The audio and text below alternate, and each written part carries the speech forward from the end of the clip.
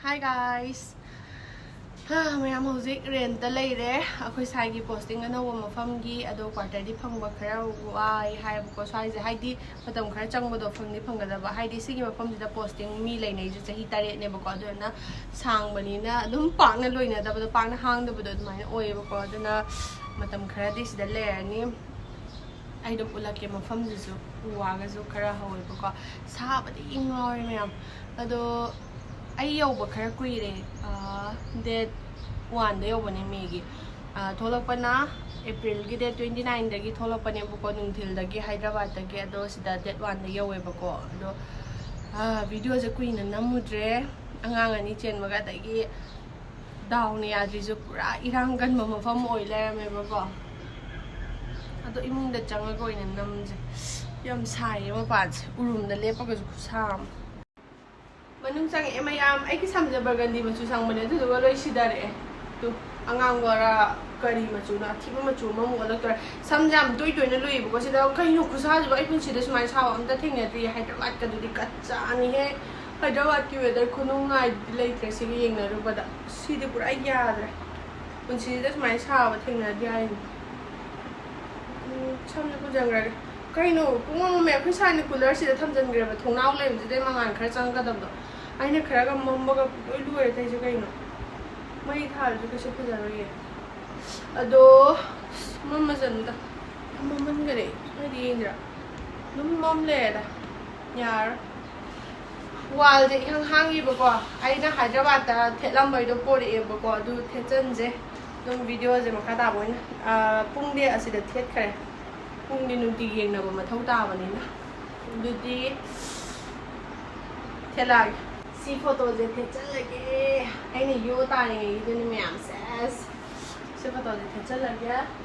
yo pi ani de hen lai te bu ko do mi gi bara ni na dum yo pi ko tha tha ka li na du na mo gi le mo yo pi je dum the chal je bu ko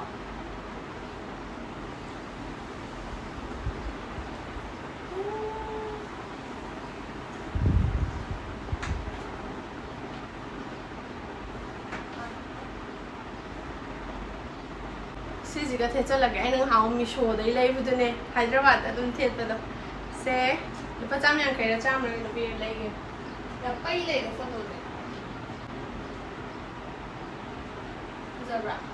ado mayam akoi mai da dark spot kumba blemishes kumba to ge ekdi mark kumba lai be se kok na ba du duga khoi mai ja khitang ka brighten skin oina ba hai tare ne sigumba serum tv ba mi yaw bra du yaw tar ge de aina hojik seasonary ba serum amu la ke tau bane ba ko ado sigi serum jine ba ko adonia sina mai serum je lai ge hai tar ge di deep penetration formula yaw do tar ge di lai bi ga no ba ko hai di ke shu kana phang da bane ba ko ado sigi serum si di deep penetration formula yaw ba ko adu duna aina mayam da dum share tor ke tau bane ahan bada mai hana tar se the Derma Co dagi 2% niacinamide oily skin cleanser shina sida 2% niacinamide yaw bani na khoi gi skin barrier gi protective function je hana mathau to hale duga sika extract shu yawri ba ko hai da khoi gi moisturizing to gi chang anti inflammatory properties yawe na khoi gi skin da irritation gumba lei ba do yamna shoot oil duga mathang da the Derma Co dagi 10% niacinamide face serum chine maroi na ngasi ain utoi se sigi serum sa deep penetration yaw bani na acne mark blemishes lei ba fai adu duga khoi gi skin ja brighten chu to hale ba ko ado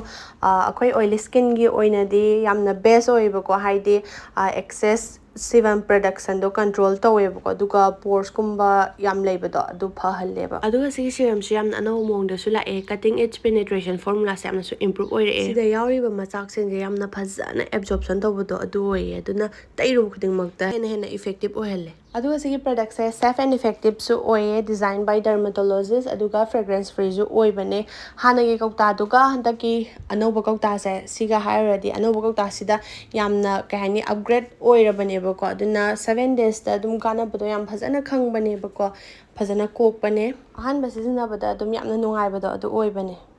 ma'am से कई मसी की product से palm तारगा दे ए coupon code काजल 2025 से season नबियो 20% of फंगनी the derma को की app अमदी website एलेबी मतम दा दुगा नाइका Amazon Flipkart Purple दसु फंगनी द डर्मा को has empowered 20,000 plus students till that with their young scientist initiative. Every time you buy from them they will link your order to a child that they help educate along with Bhumi Foundation. कई कई खरा थम गया सिदा सिजना अखोई की air force की नुपी की एसोसिएशन अम लेब को दा दुकान लेबा अदो ꯆꯠꯂꯝꯗꯥꯏ ꯄꯣꯁꯇꯤꯡ ꯆꯠꯂꯝꯗꯥꯏꯒꯤ ꯀꯨꯄꯟ ꯀꯣꯗ ꯄꯤꯔꯛꯄ ꯍꯥꯏꯇꯥꯔꯦꯅꯦ ꯂꯨꯄꯥ 150ꯒꯤ ꯄꯤꯔꯛꯑꯦꯕ ꯁꯤꯁꯦ 269 ꯄꯤꯕꯀꯣ ꯂꯨꯄा 18 ꯑꯩꯅ ꯍꯥꯞꯄꯝꯃꯒ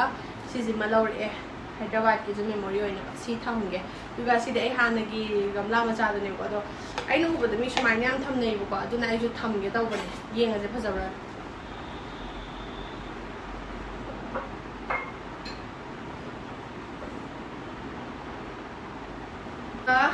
sizu aina hojike offer dagi leibane ko aina video namda candle tak long than ge nang hawai promotion namagi nambada sise legi bani si thamge sina andaman gi memory oina ba likon ga kai yumda thambaje phai haidane ko likon aso oi doine ko sigi thingu ja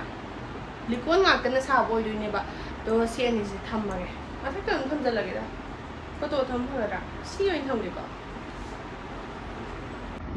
maino the lage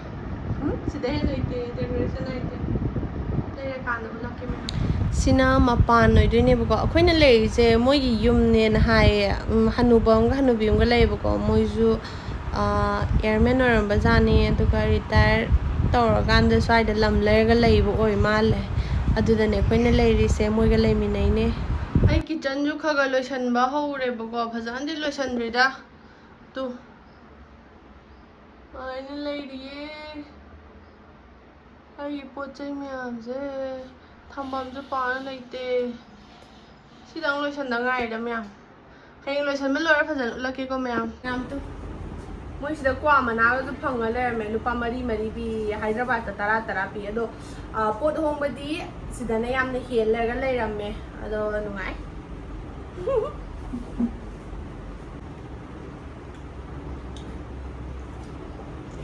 daru mamle de na ko myam akhoi si doine tumme bako ado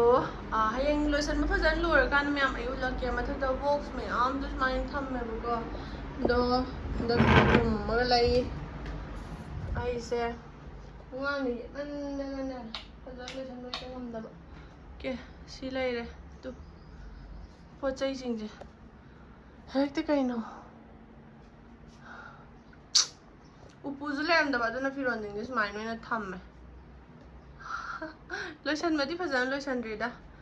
kabo ki wane dugo maning thong ama pale bako sida duga bathroom toilet sida le simya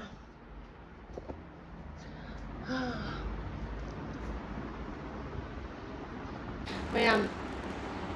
hojik se fire ga lauthokhrabani na khara phare bako nahan lauthokringai numit ni humni de as ahinga su tumdum de khangbra mai ju muthat lebu ko haidi loina mak sai area loina muthat lebu ko khoina lei jam naknare ba border oye bu ko do na irang jam ti na kal pura Thawai khubakta happaga ne lei je khangde ichagi khalag yam nuai tabdo khoi budi kem ta khande bu ko do irang do ngang pi bujing je de kem khangja bonte ko na haga khalag yam nuai tabdo mai oye bu ko yumda thola ani ne hek tawba ne ba sis fire lauthuraga khoise bandar leine bo khoisida leiminaba mayamda loinak thoaje hainaraga ticket kaje kakto ye sapna tang ngai bane bu ko aduduga sis fire lauthokre na habadagi khoise matam nungni ni ngai raje na haraga leiraga hojiko leine bu ko ado as kaino saba khusa duga anganga jahingna wa kape khambra mya samna nusi chamache da mu phangda bu khambra sigi baraka de picchu pic pai ra khangde bu ko adum sije akhoi station ga naknai bu ko adum nakna bu ju thiba duga maman yamna tangbada ju leithokbado akhoi da keno tawdabado khudong chadabado du oye bu ko aduna khara hongba adu nak sunak pa yen kan hong haije kasi hong mo nakte bu ko palising taruk ka chongar ben oye bene bu ko ado ai wakhan de si kasu honge na laite ai wakhan tange na lai ko haidi ka je adum picture pi aga rumani tangin na ko aduna sum tange na khalle ado da leire wari je one kya da sangda ba he no nusi chuma cheram da changdre irang matamdo aduduga angang yudo man pulo pa saraga punsi sida smai saba thingnadri haijine ai Hyderabad ga sai haide pura ka cha khamra khamde si moi kusa na amane fan je ngak tha de fan tha ba da ai ju mang sai de chu la bane khamra je fan je ngak tang he lu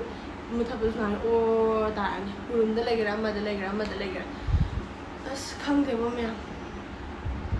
ꯂꯝꯁꯦ ꯖꯥꯠ ꯖꯥꯠ ꯌꯥꯝ ꯂꯩꯕꯖꯥꯠꯅꯤ ꯑꯩꯗꯤ ꯁꯨꯃꯥꯏꯅ ꯇꯧꯕꯗ ꯊꯦꯡꯅꯗꯕꯅꯤꯅ ꯏꯔꯥꯡ ꯀꯟꯕ ꯃꯐꯝꯒ ꯑꯃꯨꯛ ꯑꯣꯏꯔꯝꯕ ꯑꯉꯥꯡꯈꯩꯁꯦ ꯈꯪꯖꯕ ꯅꯠꯇꯦꯀꯣ ꯀꯥꯏꯅꯀꯣ ꯑꯁ ꯋꯥꯈꯜ ꯌꯥꯝ ꯊꯤꯅ ꯋꯥꯔꯖꯥꯠꯅꯤ ꯉꯁꯤꯒꯤꯗꯤ ꯚꯤꯗꯤꯑꯣꯁꯦ ꯂꯣꯏꯁꯤꯜꯂꯒꯦꯗ ꯃꯊꯪꯒꯤ ꯚꯤꯗꯤꯑꯣꯗ ꯑꯃꯨꯛ ꯊꯦꯡꯅꯔꯁꯦ ꯑꯩ ꯌꯧꯔꯦ ꯍꯥꯏꯕꯗꯣ ꯍꯥꯏꯅꯤꯡꯕꯒꯤ ꯑꯗꯨꯝ ꯌꯧꯕꯗꯣ ꯂꯥꯟꯅ ꯈꯨꯂꯥꯡꯈꯥꯡ ꯀꯧꯔꯦ ꯁꯤꯅꯤ ꯃꯌꯥꯝ ꯑꯗꯣ ꯚꯤꯗꯤꯑꯣ ꯂꯣꯏꯁꯤꯜꯂꯒꯦ ꯑꯉꯥꯡ ꯇꯨꯝꯃꯤꯉꯩꯗꯅꯦ ꯁꯤꯒꯤ ꯚꯤꯗꯤꯑꯣꯁꯦ ꯏꯗꯤꯠ ꯇꯧꯔꯒ ꯊꯥꯒꯠꯀꯦꯕꯀꯣ ꯑꯗꯨꯗꯤ ꯂꯣꯏꯁꯤꯜꯂꯒꯦ ꯃꯌꯥꯝ ꯃꯊꯪꯒꯤ ꯚꯤꯗꯤꯑꯣꯗ ꯑꯃꯨꯛ ꯊꯦꯡꯅꯔꯁꯦ ꯕꯥꯏ